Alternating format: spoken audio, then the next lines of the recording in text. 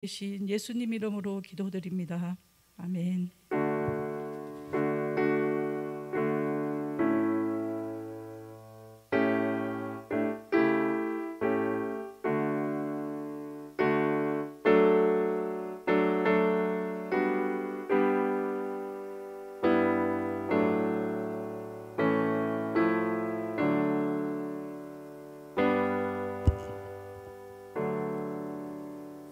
네, 안녕하세요. 부활절 지나고 첫 번째 시간인데 뜻깊죠. 우리가 부활의 참 생명과 빛 가운데 우리를 향하신 주님의 구원을 바르게 이해할 수 있기를 소망합니다. 제가 그동안 잘 의식 못했는데 지금 온라인으로 듣고 계신데 우리 인터넷으로 보고 계신 분께 반갑습니다. 인사드리겠습니다. 예전에 어릴 때 조은기 목사님이나 이런 거 하는 줄 알았는데 그때 기억나시죠? 미성으로 일본 여튼 반갑습니다. 제가 미흡한 강의나마 함께 준비한 대로 나누도록 하겠습니다. 오늘은 네 번째고요. 벌써 총 6번 중에 화면 전환 부탁드릴게요. 6번 중에 지금 3번 지나고 후반부로 향해 가는데요. 언약이란 무엇일까를 생각해 봐야 되는데요. 지금까지 기억하셨죠? 우리 복습해 볼게요. 그러니까 구속사가 있고, 그렇죠? 구원 서정이 있죠. 다 잊지 않으셨죠? 근데 이거는 이제 구속사 구원 서정이라는 것은 이 시작 관점 자체가 사람이 죄를 지었고 그 죄를 하나님께서 해결하시는 차원에서 구원을 이해하는 거잖아요. 오늘과 다음 주 살펴볼 언약이라는 것은 인간의 죄 이전에 하나님께서 먼저 다가오신 하나님 입장에서의 또 다른 구원의 모습을 이제 정리하고자 하는데요. 이제 마침 또 몇 주 전에 담임 목사님 설교하셨는데 언약이란 말 참 중요하죠. 왜 중요하죠? 성경 어떻게 돼 있죠? 구약, 신약, 그렇죠? 올드 테스트먼트, 뉴 테스트먼트. 물론 그때 얘기했다시피 요즘은 학계에서는 히브리 성경으로 하는데 아무튼 제가 빨간색 넣었다시피 약자가 약속한다는 거잖아요, 그렇죠? 근데 언약이란 무엇이냐? 그래서 구속력 있는, 그렇죠? 그러니까 그냥 그렇잖아요. 우리 애들 키우면 애한테 너 이거 조금만 놀다가 씻어야 되는데 약속한다고 해놓고서 안 지키잖아요. 지킨 애도 못 봤죠. 근데 그런 약속이 아니라 구속력 있는 선택 관계인 거죠. 선택해서 구속력 있는 관계인데 중요한 것은 이런 언약과 관계, 그러니까 계약은 다른 거예요. 그러니까 언약과 계약의 차이를 아시겠죠? 그러니까 딱 예를 들자면 결혼이 언약이에요, 계약이에요? 언약이죠. 그런데 간혹 뉴스나 신문이나 어떤 소설이나 드라마에 계약 결혼이란 말 들어보셨죠? 실제 있기도 하죠. 이게 무슨 차이예요? 그러니까 언약으로서의 결혼은 상호간의 신뢰와 사랑을 바탕으로 하죠. 근데 계약 결혼 이를테면 이런 거잖아요. 어떤 재벌 기업의 아들과 그 경쟁 그러니까 협력 기업이 어떤 딸이 결혼한다는 것은 둘이 사랑해서가 아니라 이익에 따른 이익을 주고받는 게 계약이잖아요. 그러니까 이런 계약의 반대편으로서의 언약의 의미를 아시겠죠? 그래서 따라서 언약은 결혼처럼 선택과 결단이 필요하고 그 결혼에 따른 약속과 의무가 있는 거죠. 다시 예를 들자면 계약 결혼한 사람들은 사랑이 없기 때문에 결혼 형식만 유지하면 나중에 바람 피든 말든 관계 안 하는 거죠. 하지만 신실한 언약에 의한 결혼 관계라 하면 남편과 아내에게 신실해야 하고 배우자로서의 의무를 다해야 되잖아요. 또 네 번째 보면 이러한 언약을 지키기 위해서 결혼식이 등장하죠. 그러니까 의식이 필요한 거예요. 그러니까 이런 언약의 관점에서 구원을 이해해 볼게요. 그런데 그렇다면 언약에서 입장에 봤을 때 죄란 무엇이냐? 한마디로 죄는 이 언약을 파괴하고 이탈한 게 죄라는 거예요. 단순히 부도덕한 어떤 행동을 했느냐 아니냐가 차원이 아니라 근본적인 죄의 정의는 하나님과 언약을 파괴하는 것인데 중요한 사실은 성경에서 이렇게 인간의 어리석음으로 인간이 욕망으로 죄를 지어서 언약을 파괴했음에도 불구하고 하나님 그냥 무시하면 될 텐데 그 언약을 갱신하시는 거죠. 갱신하시는 거죠. 왜 그렇죠? 인간이 끊임없이 갱신하였음에도 신실하지 않기 때문인 거죠. 그래서 갱신하고 갱신하시다가 마침내 예수 그리스도를 통해서 복음이 계시된 거, 예수 그리스도로 말미암은 참으로 온전하고 놀라운 언약이 확립되고 기필코 이루어지는 것이 바로 복음인 것이죠. 그 복음을 따른 우리는 따라서 뭐예요? 온전한 언약 백성이죠. 그렇죠? 언약 백성. 그러니까 X는 제가 칸 모자라서 이렇게 줄인 건데 아니다가 아니라 이렇게 그리스도라는 뜻인데요. 그러니까 따라서 우리 지난주에 나눴잖아요. 그러니까 바울이 끊임없이 강조하는 우리의 정체성, 엔 크리스토, 그렇죠? 헬라어로 그리스도 안에 있는 사람, 품어 있는 사람이라는 건데, 그리스도 안에 있다는 것의 또 다른 의미는 그리스도로 말미암은 새 언약, 진정 언약 안에 있다는 것이고, 따라서 요한계시록도 이미 많이 공부하셨지만 요한계시록도 장차 핵전쟁 일어나고 뭐 쑥대밭이 된다 이런 책이 아니라 요한계시록의 핵심 역시도 이러한 새 언약이 마침내 새 예루살렘, 새 하늘과 새 땅으로 이루어질 것이다. 이렇게 언약을 이해하셔야 됩니다. 예, 어렵지 않으시죠? 그럼 이게 일단 서론인 것이고, 이런 언약이 성경 안에 쭉 나오는데 오늘과 다음 주 나눠서 볼게요. 첫 번째 창조 언약 있는데 부제가 하나님 플랜 A인데, 예, 하나님께서 에덴 동산에서 누구에게? 그렇죠? 아담과 하와에게 체결한 언약이죠. 그래서 피조 세계가, 그러니까 첫 번째 언약이죠. 하나님께서 지으신 온 세계가 하나님 나라의 무엇 빼간 무엇? 통치. 그렇죠? 하나님 나라는 절대로 죽어서 가는 내세만이 아니라고 말씀드렸죠. 하나님 나라는 곧 하나님의 통치인데, 이러한 하나님의 통치가 이루어지는 거, 그걸 바라는 게 창조 언약이고요. 우리 한번 이 창조 언약이 크게 두 가지가 있는데, 먼저 의무조항, 창세기 1장 27절 28절 다 함께 읽겠습니다. 시작. 하나님이 자기 형상 곧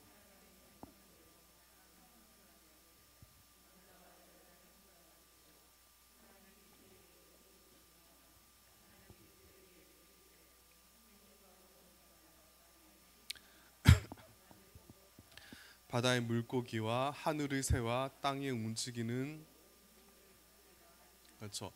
너무나 익숙한 말씀이죠. 이 말씀이 창조 언약에 있어서 언약을 맺은 우리가 해야 할 의무 조항인데, 무엇이 있느냐면 정리해 보자면, 그러니까 우리가 초등학교 때 그 나라의 3요소 배우잖아요. 그렇죠?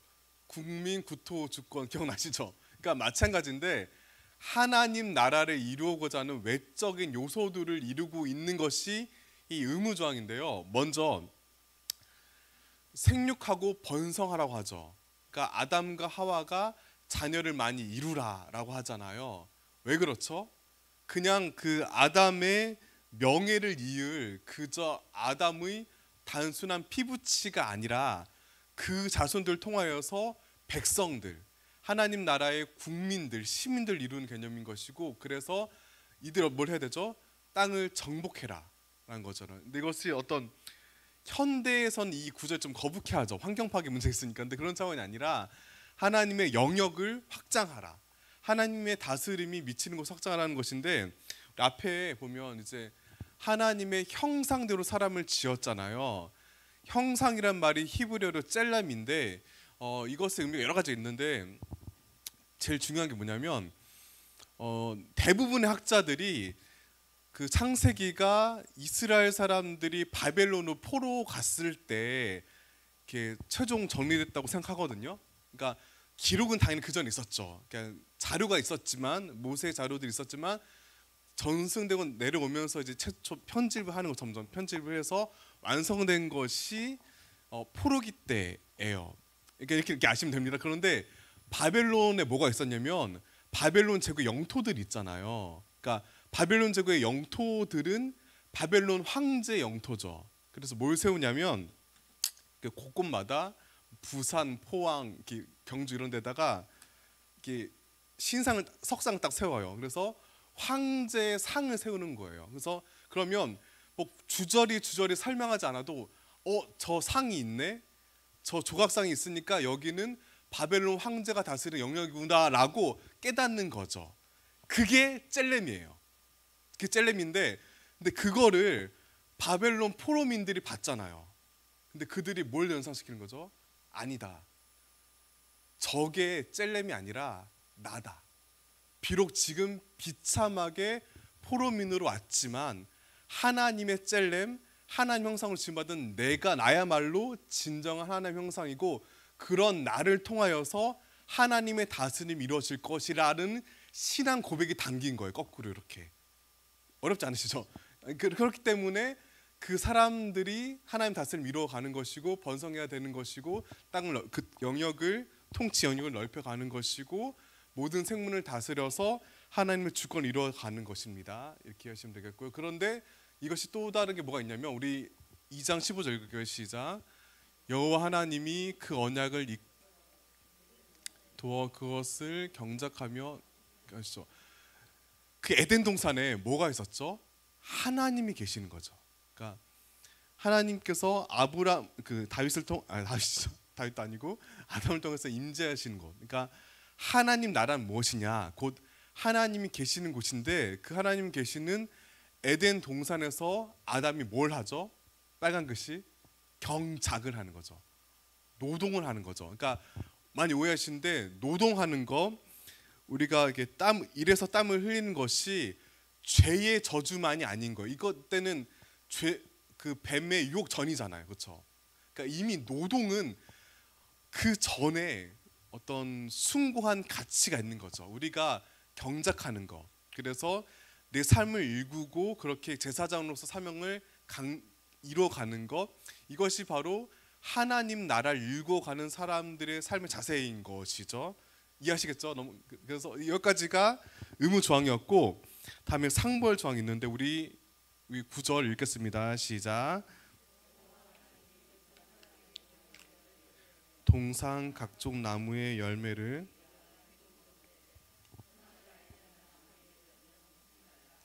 내가 먹는 날에는 반드시 죽으리라 하시니라. 그렇죠? 여기에는 하나님의 통치 원리가 있어요. 넘어가 볼게요. 그러니까 이게 뭐냐면 아까는 이제 그 의무 조항은 그 토지, 국민, 주권 이렇게 해서 외적 요소잖아요. 하나님 나라를 이루어가는 이거는 내적 요소인데 첫 번째 뭐가 있냐면 하나님께서 명하여 이르시되라고 했죠. 이게 왜 중요하냐? 사람이 다 마찬가지인데 그런 얘기 있잖아요. 절대 권력은 절대 부패한다. 이게 들으시죠? 생활에 많이 보시죠. 꼭 무슨 정치인이 아니라 할지라도 어떤 공동체나 조직에 2인자가 지나치게 힘이 강하면 어떻게 될까요? 2인자가 착각을 해서 조직을 무너뜨리는 거 보시죠. 그러니까 그런 거 보듯이 아담이 너 다 하라 그랬잖아요. 이 다음에 자유에 넘어가자면 자유, 그러니까 하나님께서 임의로 먹되라고 자유를 주셨죠. 그런데 사람이 자유가 주어지면 방종하잖아요.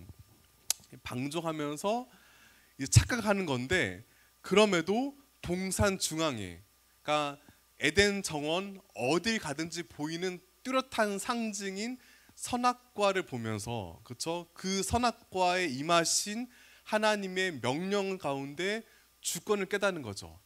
나에게 막대한 권한이 주어졌을 뿐 나는 이 주권의 주체가 아니다라고 깨닫게 하는 거죠. 이해하시겠죠? 그 깨닫게 하시고 자유가 주어졌고 그렇기 때문에 순종해야 되는 거죠. 순종은 선악과 먹지 말라는 것이고 그래서 뭐가 내리죠? 반드시 죽으리라. 너희가 이 언약을 어기면 그냥 냅두는 것이 아니라 무한한 관용이 아니라 반드시 처벌 내리는 것이다. 물론 그 처벌이 영벌은 아니죠. 하지만 분명히 하나님의 이어지는 언약 갱신을 통해서 회복되기는 하지만 그럼에도 처벌이 있다라는 것이죠. 그러니까 이런 것들 하나님의 절대 주권을 따르고 그 안에서 합당한 자유를 누리고 그렇기 때문에 순종하고 그 순종을 하지 않을 경우 불순종할 경우 하나님의 처벌이 있다라는 것을 깨닫는 것이에요.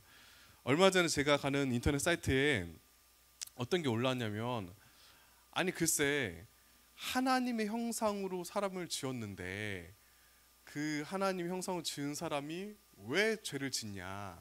그러면 그 하나님의 형상인 사람 하나님의 형상 정리할게요. 인간이 하나님의 형상으로 지음 받았죠. 근데 그 지은 사람이 죄를 지었어요. 그러면 그 인간이 갖고 있는 형상인 하나님이 불완전한 것이 아니라라고 질문이 올라왔어요. 어떻게 생각하세요?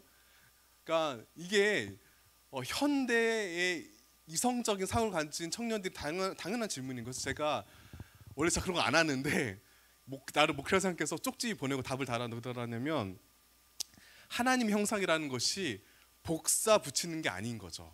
그렇죠? 복붙이 아닌 거예요. 그러니까 엄연히 인간에게 주어진 하나님의 은혜의 그러니까 투영인 거지 복붙이 아닌 거죠. 오히려 하나님께서 형상 주신 까닭은 사랑의 대상인 것이고 그 사랑이라는 것은 이 사람이 나를 거절할 수 있어야 사랑인 거잖아요. 그러니까 나의 사랑하는 대상이 나를 버리고 다른 사람을 선택할 수 있음에도 불구하고 나와 함께하는 것이 사랑이지 어떤 프로그램처럼 기계처럼 곧대로 그냥 형식적으로 사랑한 건 사랑이 아닌 거죠. 그러니까 참 사랑은 나를 거절할 가능성을 염두에 둔 거죠. 이해하시겠죠? 그렇다면 인간은 하나님을 거절할 수 있는 연약한 존재이기 때문에 비로소 온전한 하나님의 형상인 것이죠.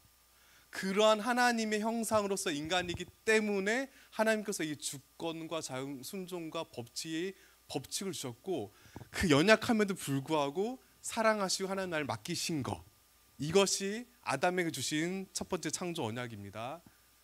예, 어렵거나 빠르지 않으시죠? 예, 제가 나름 의식하고 있습니다. 네. 다음으로 노아 언약인데 아까 얘기했듯이 그럼에도 아담이 죄를 범죄했잖아요. 그런데 그래서 범죄한 결과로 벌을 내리셨지만 이 인간을 포기하지 않으시고 그리고 심지어는 그 이후에 홍수가 날 정도로 온 땅에 죄가 편만해서 홍수가 났음에도 불구하고 노아를 택하셔서 새로운 언약을 만드시는데 우리 창세기 9장 11절 읽겠습니다. 시작. 내가 너희와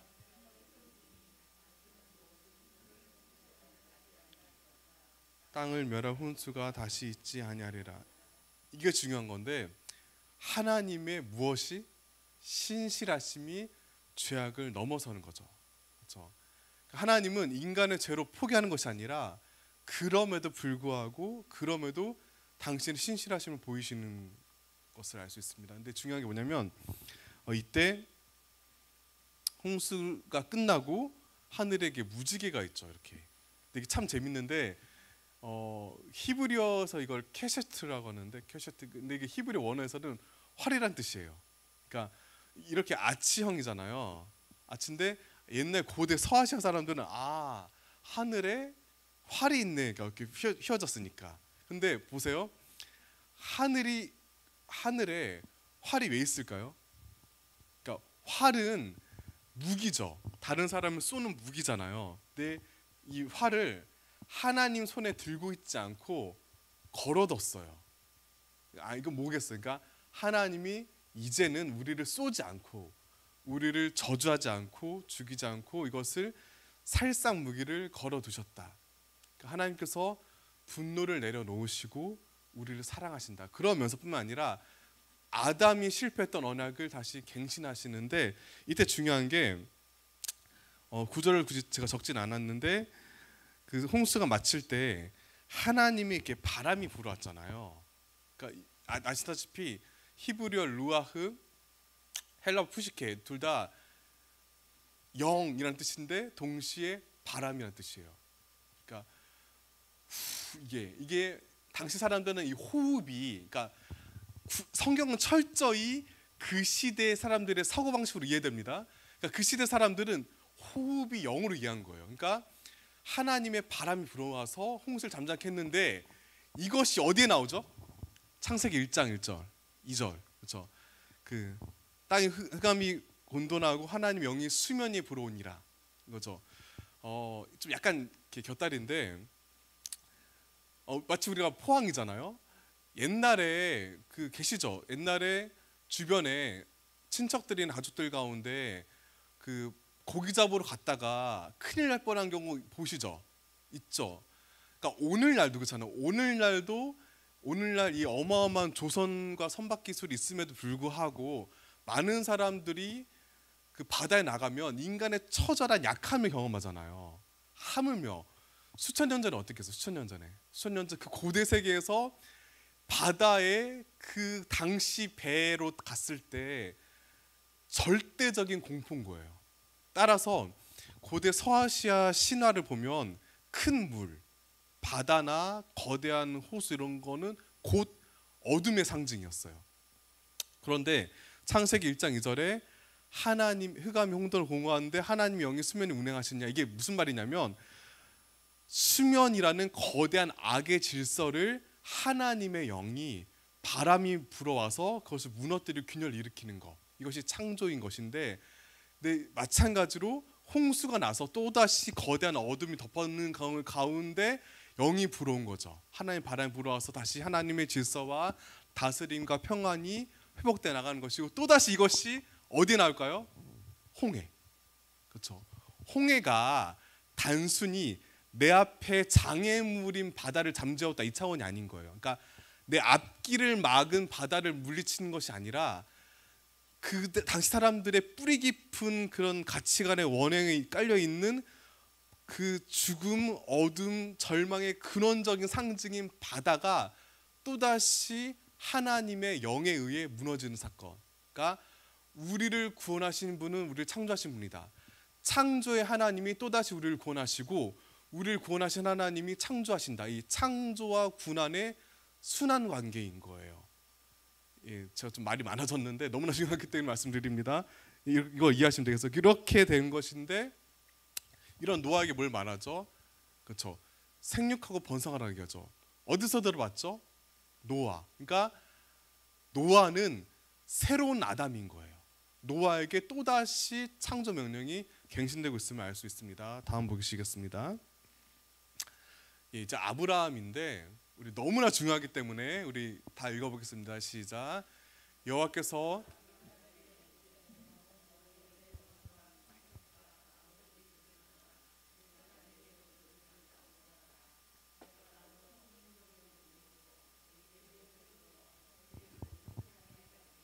너는 복이 될지라 너를 축복하는 자에게는 내가 복을 내리고 너를 저주하는 자에게는 내가 저주하리니.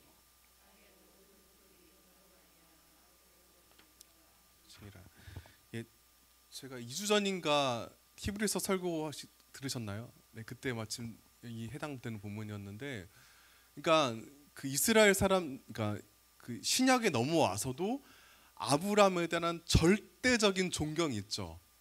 왜 그렇죠? 떠나왔으니까. 그렇죠? 떠나온 거죠. 근데 무엇이 아브라함으로 하여금 떠나오게 했죠? 무엇이 아브라함으로 하여금 그 놀라운 믿음을 보게 했을까요? 이렇게 위대한 약속을 주었기 때문인 거죠. 그 약속이 무엇이냐? 이렇게 계속 갱신이 이루어지는데 크게 세 가지가 있죠. 큰 민족을 이룰 것이다. 근데 이것이 민족, 땅, 복, 주권인데 역시도 계속 보면 뭘 알 수 있냐면 이 언약의 형식과 내용이 고스란히 이어져 오고 있다는 걸 알 수 있으시죠? 그러니까 하늘의 별처럼 바다의 모래처럼 생육하고 번성해라. 그렇죠? 역시 이 하늘의 별과 모래가 단순히 아브라함의 혈육만이 아니죠. 그렇죠? 누구를 포함하죠? 우리를 포함하죠. 우리가 왜 포함돼요? 아브라함에게 나타나신 그 하나님의 사랑, 이 하나님 이 언약, 아브라함 언약을 계승하고 있기 때문에 우리가 아브라함의 믿음의 자손인 거잖아요. 그러니까 그렇게 하나님께서 당신의 다스림을 이루실 백성들을 확장시켜 나갈 것이다. 누구를 통해서? 아브라함을 통해서 나갈 것이고, 다음으로 땅이 있는 거죠. 약속의 땅. 그래서 가나안에 갈 것이고, 그 가나안은 이미 아담을 통해 이루려 하였으나 실패한 에덴의 또 다른 장소인 것이죠. 마찬가지인데 우리가 살아가는 삶의 영역도 또 다른 에덴, 가나안이 되어가는 것이에요. 그러니까 크리스찬에게 있어서 가나안이란 것은 우리는 단순히 죽어서 천국 가자 이런 사람들이 아닌 거죠. 그러니까 지금 이곳에서 내 삶의 자리에서 에덴 동산을 경작하는 사람들, 그렇죠? 이것이 우리의 정체성입니다. 또 세 번째 복인데, 아브라함 통해서 모든 민족이 복을 받는 것이죠. 단순히 이것이 우리 자식 좋은 대학 가고 좋은 직장 취직하고 이게 아닌 거 아시죠? 물론 포함해요. 포함하지 않는 게 아니에요. 우리 근데 하지만 진정한 복은 우리가 하나님 자녀답게 살아가는 거. 하나님으로 말미암아, 마침 지난주 부활절이었는데 부활의 참 생명과 승리야말로 참된 복인 거죠. 이 복을 누리는 거. 그렇죠? 이렇게 세 가지가 경신되고 있고요. 이런 거에 두 가지 원리가 있어요. 그렇죠? 두 가지 원리가 뭐냐면 첫 번째, 오직 무엇으로? 믿음으로죠. 그렇죠? 우리 창세기 15장 6절 읽겠습니다. 아브라함이 여호와를 믿으니 의로 여기시고. 좀 뭉클하지 않으신가요? 그러니까 어떻게 믿을 수 있었을까? 이것이 15장이잖아요. 12장이 아니라. 그러니까 이미 12장이었을 때도 아브라함이 적지 않은 아이였는데 약속했는데 안 이루어졌잖아요.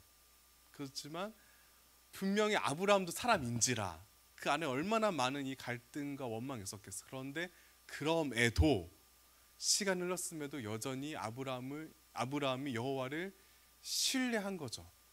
그냥 막 이 악물는 게 아니라 신뢰한 것을 하나님께서 의로 여기셨다. 그러니까 이런 믿음을 어떤 단순한 종교적인 개념으로, 어떤 관념으로 확 넘어가지 마시고 그 하나님과 아브라함 사이의 끈끈한 이 관계성을 이해하셔야 되는 겁니다. 그러니까 아브라함이 믿어냈고 그 아브라함 하나님은 절대로 외면하지 않고 의롭게 여기셨다. 그래서 아브라함은 마침내, 그래서 아브라함이 하나님 언약 성취를 신뢰했던 것이고, 그래서 하나님 어떻게 하셨죠? 의롭게 여기셨고, 이것이 고스란히 바울이 인용하고 있죠. 이 관계인 겁니다. 아브라함 언약은 이 믿음의 관계, 그 신실하심인데, 지난번에 이미 담임 목사님 작년이죠. 로마서 강의 때 얘기하셨듯이 이 믿음은 우리 지적 동의가 아니라 신뢰예요. 신뢰, 피스티스, 믿음직함. 그러니까 아브라함의 믿음만이 아니라 하나님의 신실하심으로 이루어갔다. 그러니까 하나님의 신실하심에 참여하는 게 우리의 믿음인 거예요. 그러니까 따라서 여러분 안 믿어져도 괜찮아요. 그러니까 믿음의 근거와 믿음의 성패가 나의 의지에 있는 게 아니죠. 그러니까 인간이기 때문에 때때로 회의감이 들고 의심하는 게 당연한데, 그럼에도 하나님의 신실하심을 바라보고 안기는 것이 우리의 믿음입니다. 두 번째 뭐냐? 아브라함의 언약에는 하나님의 자기 투신, 하나님의 던지심이 있는데요. 찾아보진 않겠지만 시간상 창세기 15장 8절 이하에 이렇게 언약 체결 장면이 있는데 동물들 가져다가 이렇게 마침 또 이것도 얼마 전에 담임선 설교하셨는데 이렇게 반으로 쪼개서 이렇게 나누죠. 좀 잔인하죠. 그래서 이렇게 지나가게 하잖아요. 아마도 고대 서아시아의 그런 계약 의식이었을 거예요. 근데 어떤 의미가 있죠? 그러니까 이 약속한 다음에 이렇게 동물들 이렇게 시체를 쪼개서 길을 만들고 그 사이를 지나간다는 것은 내가 이 언약을 혹은 이 계약을 지키지 않으면 너도 저처럼 죽임 당할 거야. 좀 이렇게 엄중한 선언인 건데, 중요한 게 뭐냐? 하나님이 아브라함에 그저 겁만 주신 것이 아니라 하나님 당신이 그것에 참여하신 거죠. 아브라함에게만 일방적으로 요구한 것이 아니라 직접 횃불로서 지나가신 거죠. 다음 보겠습니다. 그런데 이게 아주 중요한데, 그렇다면 하나님이 왜 아브라함과 언약을 하셨을까? 그러니까 그 언약을 통해 기대하는 바가 무엇이었는가가 창세기 18장 19절 나오는데 함께 읽겠습니다. 시작. 권속에게 명하여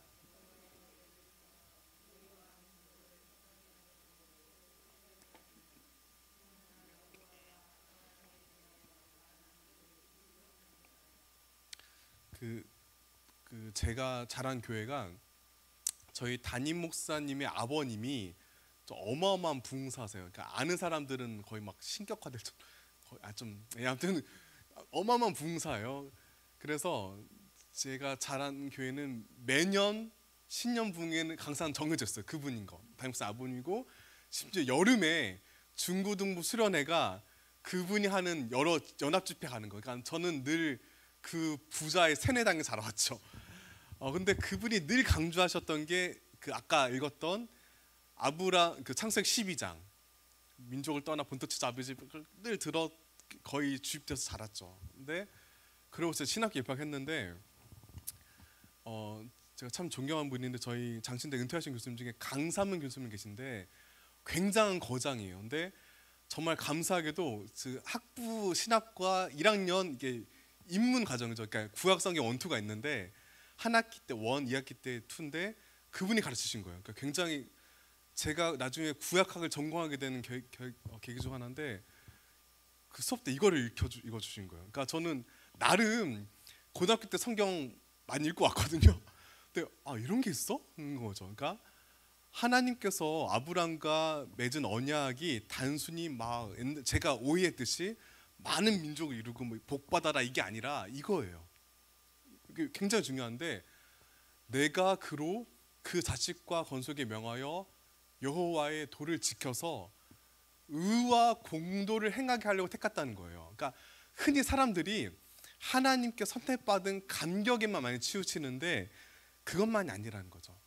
택함 받은 사람에게 요구하는 게 있는데 의와 공도인데 의와 공도가 그러니까 이 응답인 거죠. 하나님의 은혜에 대한 응답, 선택받은 은혜에 대한 응답이 의와 공도인데 주로 이 단어가 미시파트 째다까 혹은 째다까와 미시카트로 나오는데 이것이 대부분의 성경에서는 의와 공평으로 번역돼요. 그러니까 이 구절이 너무나 중요하기 때문에 아브라함만이 아니라 이사야를 비롯한 많은 예언자들이 계속해서 하나님의 다스림, 하나님 나라를 설명할 때 핵심 가치, 그러니까 다윗의 통치, 시편, 그러니까 다윗의 통치, 이사야, 그러니까 정말 중요한 단어예요. 미시파트 째다까, 정의 공평인데 이것이 양극단의 오류가 있는데 막연하게 신앙으로만 이해하는 게 있고 혹은 정치적으로 오해하는 것이 있는데 그건 아니고요.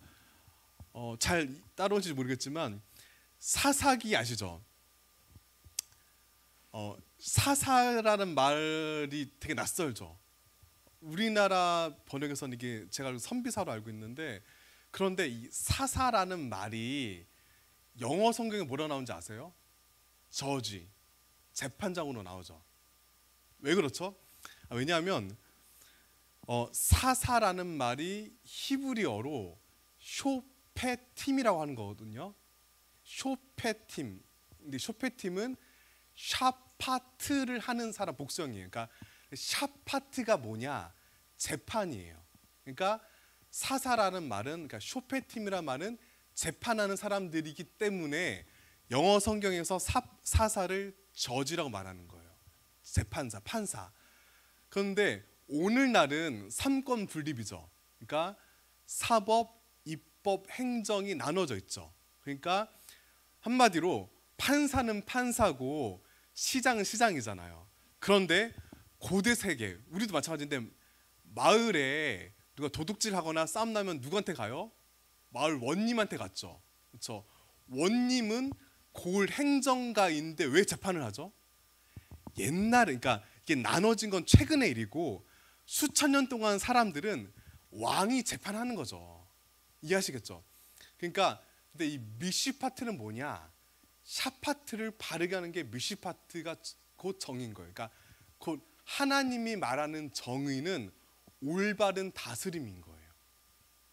잘 따라오셨는지 모르겠습니다. 그러니까 이해하시겠죠? 다시 설명하자면 하나님께서 아브라함을 통해서 백성들을 일구시고 당신 나라를 세운 목적은 하나님의 올바른 정의와 공평이 시행된 건데, 그러니까 이 정의와 공평이라는 말은 별개가 아니라 원래 히브리어 특징인데 히브리어는 시편해 보세요. 그러니까 뭐 은혜와 평과 마찬가지인데, 그러니까 한 개념을 비슷한 두 가지 단어로 이어서 쓰는 걸 되게 좋아해요. 이거 히브리적인 병렬 표현인데, 그러니까 의와 공평이 다른 게 아니라 결국 한 개념을 강조하는 거거든요. 그러니까 다시 정리하겠습니다.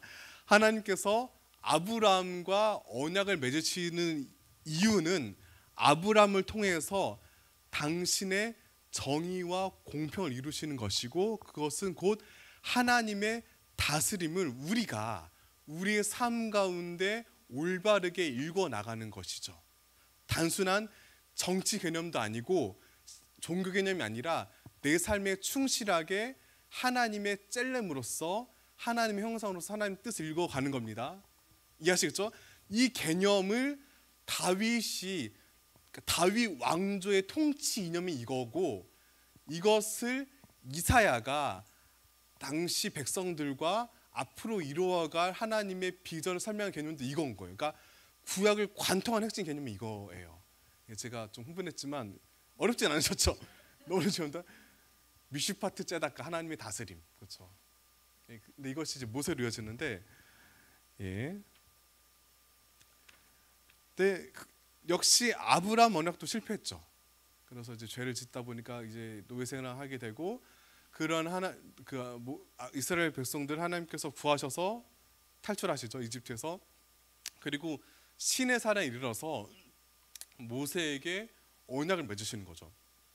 이때까지 하나님을 대면하여서 이렇게 언약 맺는 사람 굉장히 드물고 그것이 율법이 되잖아요. 그렇기 때문에 이 모세가, 그러니까 모세와 모세 오경에 막강한 권위가 여기 있는 거예요. 그러니까 막강한 권위. 그래서 그 시내산 언약이고, 이때 등장하는 것이 너희를 내 백성으로 삼고 나는 너희 하나님이 되리니, 하나님께서 이들을 이집트의 억압에서 구하셔서 그래서 내가 너희 하나님이 되겠다 언약을 맺으신 거죠. 제가 이 시간에 얘기했는지 모르겠는데, 대학원에서 구약학 수업을 듣는데 제 교수님이 이제 과제를 내주셨는데, 구약의 핵심 장 중 하나가 레위기 19장이거든요. 그래서 레위기 19장을 히브리어 원전으로 계속 읽고 이렇게 느낀 걸 쓰게 하셨어요. 근데 레위기 19장에 뭐가 반복되냐면 아니 아도나이 엘로에켐. 제가 얼마 전에 새벽에도 장례 얘기했는데, 아니 아도나이 엘로에켐, 아니 나는 주다, 너희들의 하나님이다, 나는 너희의 하나님이다. 그걸 계속 강조하시거든요. 그러니까 생각해 보세요. 너무나 위대하신 하나님이 계신데, 이 하나님이 저 천상에서 이렇게 막 산신령처럼 계신 분이 아니라 너희의 하나님, 소유격 삼으시는 거죠. 그러니까 이것이 이어지는 게 그리스도 안에인 건데, 우리가 하나님 안에 있다는 거, 그렇죠?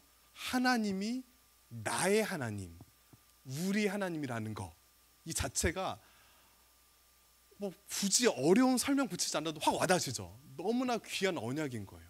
그러니까 그렇기 때문에 창조하시고 부르시고 구해내신 거죠. 그래서 우리가 언약 백성이 되는 것이고요. 예, 이것은 그냥 참고시 넘어가겠습니다. 이렇게 구절 나오는 거죠. 이렇게 아까 그 설명드립니다. 그냥 넘어갈게요. 이렇게 된 거고, 이 언약에 뭐가 있느냐? 크게 5가지 있는데, 형식이 있는데, 그래서 아까 얘기했듯이 야훼라는, 그러니까 하나님께서 내 이름을 밝혔잖아요. 그냥 보세요. 하나님이란 존재가 이름을 알려주지 않아도 상관없죠. 왜냐하면 우리는 이런 겁니다. 그러니까 대통령이 있죠. 그러니까 우리가 굳이 대통령의 이름을 부르지 않아도 대통령 부르잖아요. 왜냐하면 우리가 대통령을 불렀을 때 그냥 대통령이라는 그 지위, 신분, 권한이 있는 거니까. 그런데 이름을 불렀을 때 관계가 되는 거죠. 이해하시겠죠? 하나님께서 모세를 부를 때 모세가 그러잖아요. 아니 내가 이집트 갔는데 생뚱맞잖아요. 이집트는 이미 다신교 사회인데 이스라엘의 하나님이 왔다라고 얘기하려면, 그러면 너네 하나님 누군데? 라고 했을 때 어떻게 할 거 아니까? 난 뭐라고 하죠? 스스로 있는 자다. 그러니까 예흐의 아슈에르 예흐의 I am who I am. 나는 나다.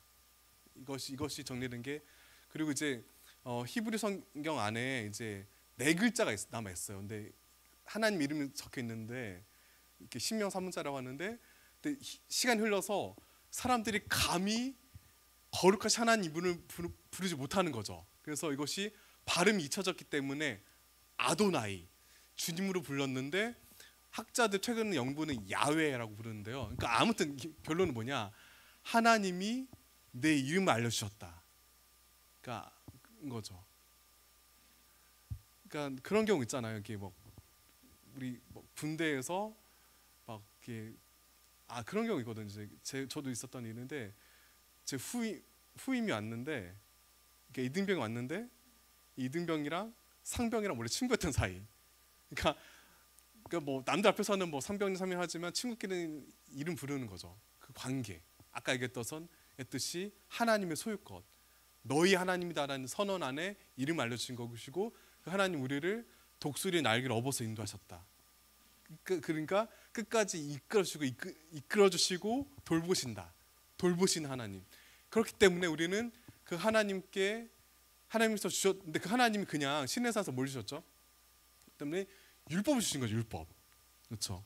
그러니까 오해하면 안 되는 게 구약의 율법이라는 것이 바리새인들이 오해했듯이 막 문자 그대로 지키는 게 율법이 아닌 거예요. 그러니까 율법을 율법답게 하는 거는 이러한 하나님과의 관계성, 사랑과 은혜로 지키는 것이 율법인 거죠. 그래서 따라가는 것이고, 그래서 나의 정체성은 그래서 나는 하나님의 소유이고 거룩한 백성이고 제사장 나라라는 거, 이 정체성을 확립시키는 것이고, 이 정체성이 신약에 이어지고 있습니다. 따라서 백성들의 의무가 뭐냐면 5번인데 이것을 날마다 말씀을 낭독해서, 낭독을 왜 해요? 당시에 글을 읽을 수 있는 사람이 5%도 안 됐거든요. 절대 문맹사회. 그러니까 읽어줘야 되는 거예요, 말씀을. 이것은 곧 뭐로 이어지죠? 자녀 교육. 내가 읽어줘서 우리 아이들이 듣게 하는 거죠. 그러니까 저도 틈날 때마다 제 아들한테 하려고 하는 게 성경 읽어주는데 아직은 짜증내지만 그러니까 아주 중요한 거죠. 그리고 이것을 언약계 보호자, 그러니까 법궤 안에 두잖아요. 그러니까 법궤 안에 뭐가 있죠? 십계명, 그렇죠? 말씀이 있고 그 위에 시은 자가 있잖아요. 거기 하나님 임하시죠. 굉장히 상징적인 거니까 그 법궤 안에 그 만나 항아리가 있고 이렇게 하는데 하나님이 어디 계시는가? 말씀 위에 계신다. 그러니까 우리가 말씀을 읽고 따르는 곳에 하나님께서 임하신다. 그리고 세 번째 중요한데, 그리고 끝난 것이 아니라 연회, 먹고 마시잖아요. 예수님도 가는 곳마다 먹고 마시셨죠. 그러니까 언약 백성은 축제하는 백성들이거든요. 그러니까 기독교는 엄숙주의가 아닌 것. 그러니까 하나님의 자녀 된다는 것은 거대한 막 강박과 의무감을 눌려서 끊기는 것이 아니라 하나님의 자녀됨의 기쁨을 누리는 삶. 이것이 실제적으로 누린 것이 잔치였고, 이것이 바로 성만찬의 핵심인 거예요.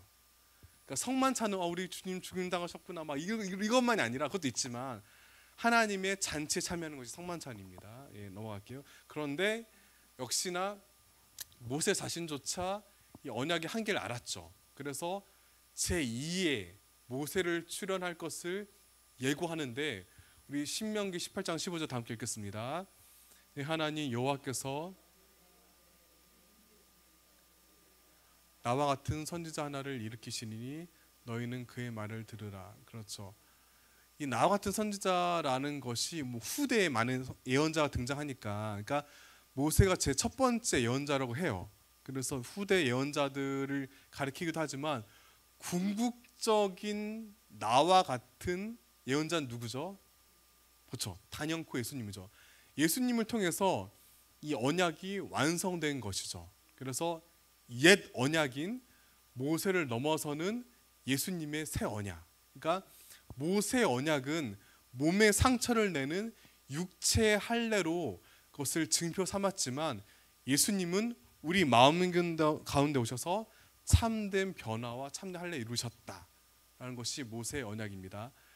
제가 뭐 중간중간 좀 흥분해서 많은 걸 넣어서 빨리 지나갔는데, 이렇게 일단 성경의 언약 가운데 절반을 한번 살펴봤거든요. 이렇게 언약 백성된 구원, 그러니까 이러한 언약들이 절대로 구약만의 사건이 아니라, 그러니까 이러한 구약의 언약들을 신약과 예수님이 절대로 무시하고 폐기하지 않고 계승한 것이 예수님의 복음이잖아요. 그 복음 가운데 나의 믿음을 더욱더 깊고 넓고 풍성하게 이해하시기를, 또 더 중요한 것은 나의 구원을 그렇게 받아들이시기를 소망하겠습니다. 혹시 질문 있으실까요? 이따가 제가 그 교재 다시 올릴 테니까 한번 보시고, 얼마든지 궁금한 것은 저한테 뭐 카톡이나 문의하셔도 괜찮습니다. 이제 우리 다 함께 기도하도록 할게요. 예, 함께 기도하겠습니다. 자, 기도 제목도 읽어드리겠습니다. 함께 공부한 내용대로 이러한 위대한 성경의 언약의 신비를 풍성히 깨닫고 누리게 하소서. 그리고 우리 지난 주일 은혜제일교회 말전도를 통해서 생명의 결실을 거두게 하소서. 그리고 우리 모든 바울 전도대원들의 몸과 마음의 건강, 그리고 우리 대한민국이 하나님을 경외하는 언약 백성 제사장 나라가 될 수 있도록 다 함께 한 목소리 기도하시겠습니다. 살아계신 주 하나님, 오늘도 부족한 종을 통해 주님의 구원에 대해 특별히 성경의 언약에 대해서 함께 나누는 시간을 가졌습니다. 이를 통하여서 우리 하나님의 자녀됨의 신비, 언약 백성의 의무와 소명과 책임을 온전히 깨달아 알기를 간절히 구합니다. 주님, 지난 주일 은혜제일교회 마을 전도를 하게 하심에 감사합니다. 우리가 걸은 그 걸음을 통하여서 송도동 일대가 복음으로 변화되게 하시고, 그리고 은혜제일교회가 말씀 가운데 믿음 가운데 더욱더 든든히 서서 부흥 성장할 수 있기를 간절히 구합니다. 하나님, 우리 모든 바울 전도대원들 항상 몸과 마음 강건히 지켜주시고 여러 어려움과 좌절에도 불구하고 하나님으로 말미암아 세임 얻고 회복할 수 있기를 주님 간절히 구합니다. 하나님, 새로운 정부의 출발을 앞두고 있습니다. 하나님, 새로운 위정자들이 더욱더 주님을 경외하고 하나님을 바라보며 하나님의 정의와 공평을 충만히 이룰 수 있기를 간절히 구합니다. 이 땅 대한민국이 제사장 나라가 되어서 세계를 복음으로 섬기고 나눌 수 있는 귀한 민족 될 수 있기를 간절히 구합니다. 아버지, 함께 하시옵소서. 거룩하신 주 하나님, 날마다 우리를 사랑으로 붙들어 주시고 이끌어 주시고 돌봐주시는 은혜에 감사드립니다. 그 언약의 징표로 지난 날 하나님께서 백성들을 언약 삼으셨듯이 우리 또한 언약 백성을 부르시고 그 사랑을 허락하시고 또한 그에 걸맞는 책임을 요구하실 줄 믿습니다. 그 부르심에 응답하며 살 수 있기를 간절히 구합니다. 응답하며 살아가는 우리 모두에게 날마다 아낌없는 복과 건강 주시고 하나님과 함께 동행할 수 있기를 간절히 구합니다. 예수님 이름으로 기도드립니다. 아멘. 예, 감사합니다. 이상으로 마치겠습니다. 안녕히 들어가세요.